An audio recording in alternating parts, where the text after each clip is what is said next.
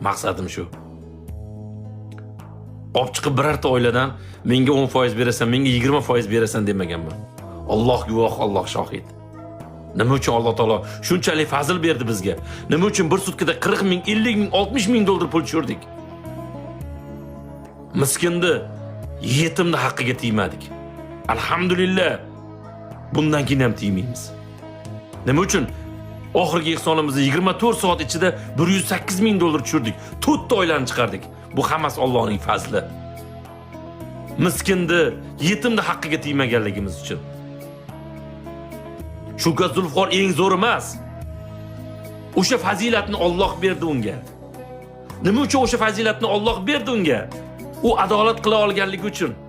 U Umar roziyallohu anhuning adolatini ushlagani uchun. Usmon roziyallohu anhuning hayorini ushlagani uchun. Maqsadi Allohning rahmatiga, jamoliga, payg'ambarning shafoatiga erishishligi harakati uchun Alloh taolo shu fazilni berdi.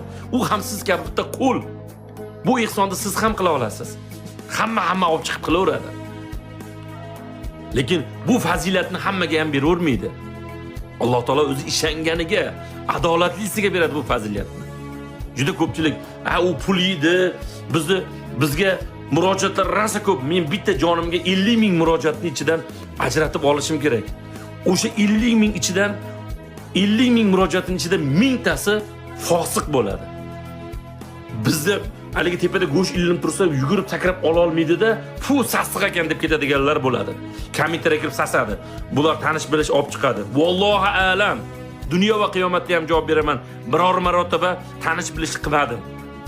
Mahallamda, Namangan Norin tumanida mahallamda bemorlar turib ham tanish bilish qilmadim. O'shalarga ham aytdim, men Unukta viloyat bo'yicha olib chiqaman, adolatli qilishim kerak.